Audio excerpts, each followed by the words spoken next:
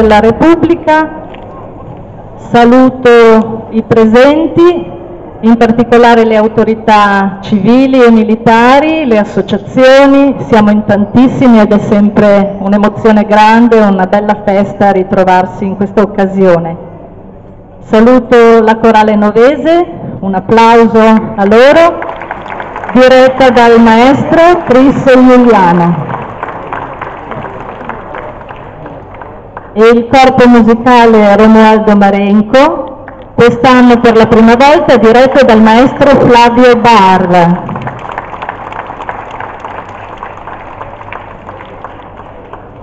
Andiamo ad iniziare ed eseguiamo insieme alla corale l'inno ufficiale dell'Unione Europea, adottato nel 1972, costituito da un brano del movimento finale della Nona Sinfonia, composta nel 1824 da Ludwig van Beethoven.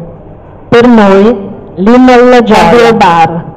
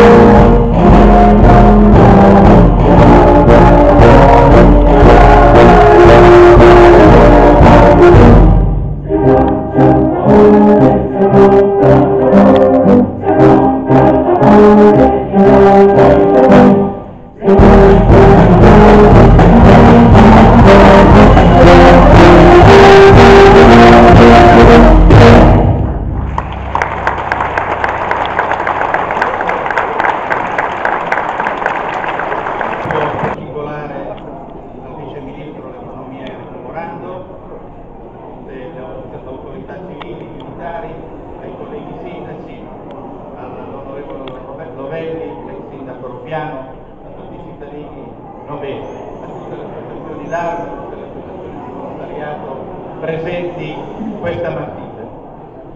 Cari cittadini novesi, oggi celebriamo il 2 giugno, festa della Repubblica, per esprimere lo spirito di solidarietà e unità nazionale che ci guida e che costituisce la migliore garanzia in tempi così difficili. Guardiamo a questa festa con la volontà di partecipazione per rinnovare la politica e rafforzare la democrazia in un paese e in una società ancora troppo squilibrata e iniqua. Con questo spirito celebriamo la Repubblica e la Costituzione per trarne forza, per costruire un'Italia migliore. Le cronache ci raccontano che i vincitori del referendum del 2 giugno 1946 non volevano ostentare esagerazione nella vittoria, perché non volevano che questa suonasse offesa agli sconfitti.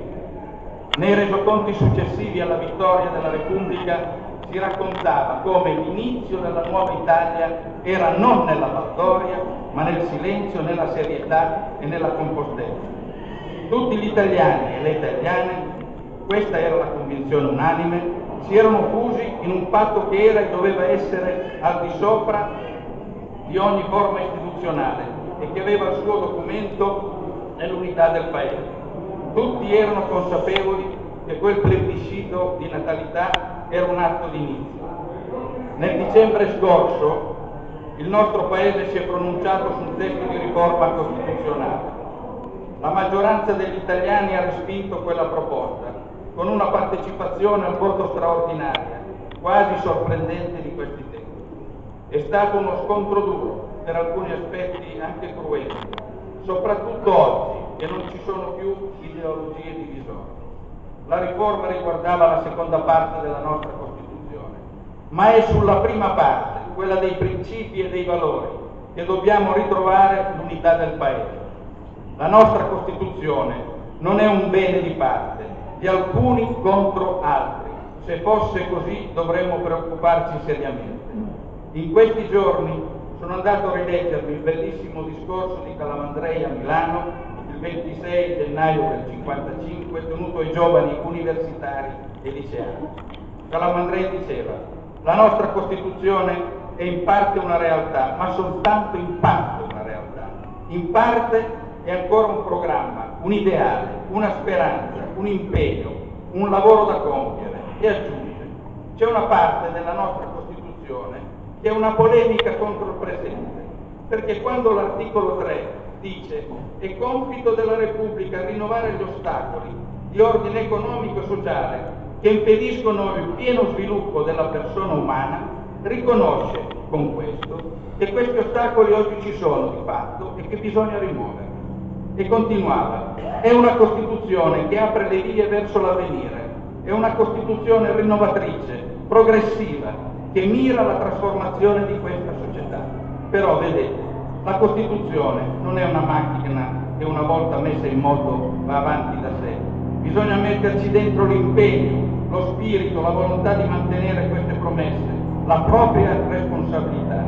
Per questo una delle offese che si fanno alla Costituzione è l'indifferenza alla politica. Parole pronunciate nel 1955, ma purtroppo ancora di grande attualità.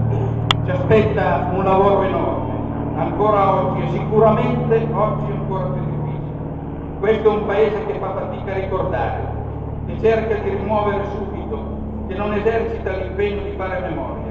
Ma se non facciamo memoria e se la memoria non diventa verità storica, diventa difficile pensare a...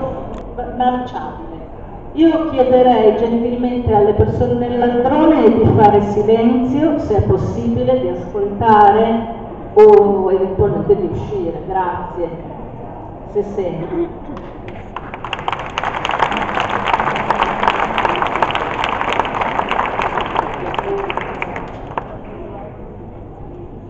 Procediamo, dirige il maestro Flavio Bar con Inflesina.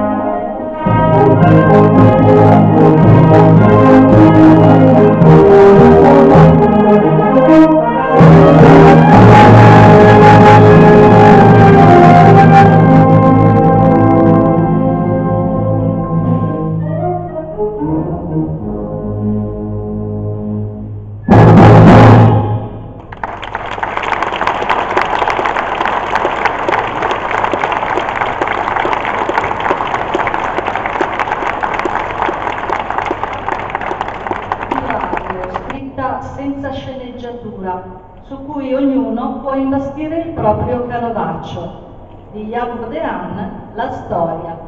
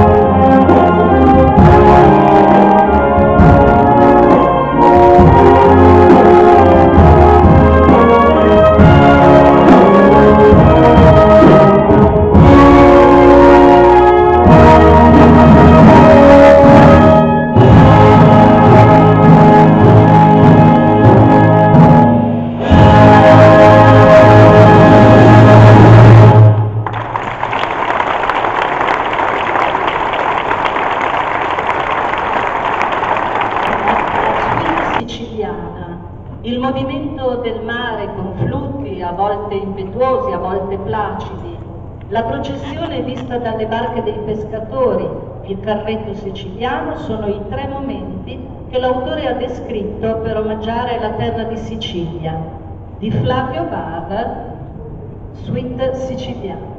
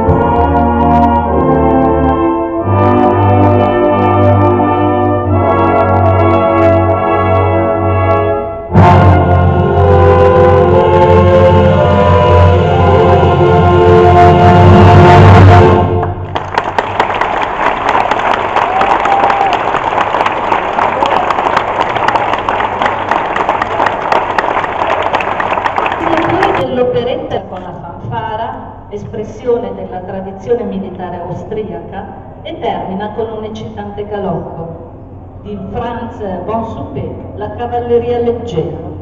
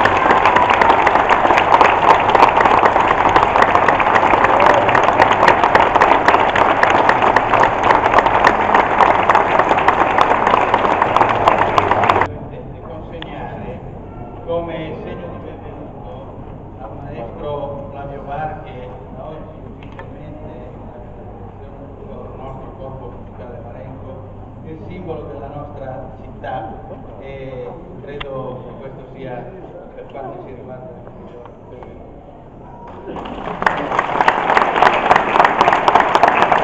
credo di apprezzare tutti,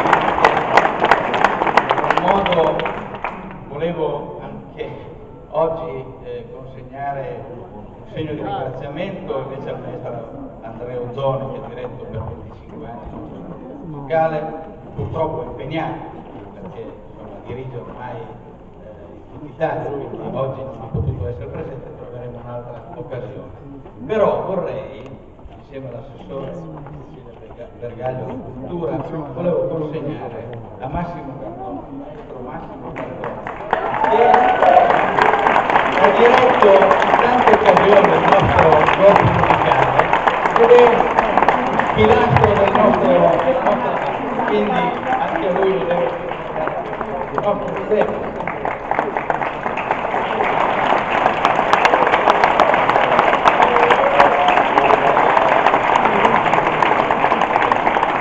Infine il maestro e il direttore del corpo del corale novese, Chris Giuliano, anche a lui volevo consegnare il simbolo della nostra città, perché il corale novese è un simbolo importante della vita culturale e musicale della nostra città. Grazie.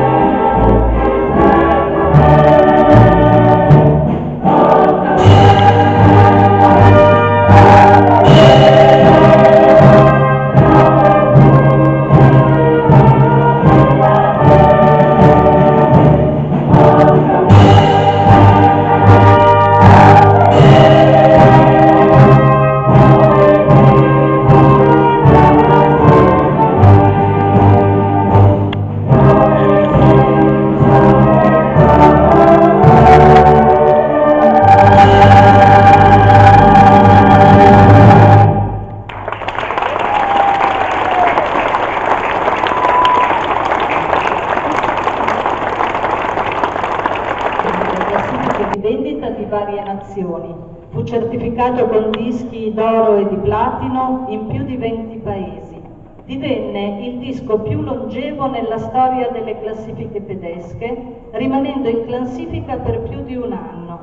Vangelis vinse l'Echo Awards come artista internazionale dell'anno in Germania e il Leone d'Oro come migliore colonna sonora nel 1995.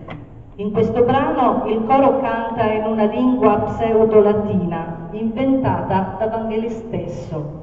Vi auguriamo buon ascolto, buona giornata e che sia davvero una vera festa per l'Italia.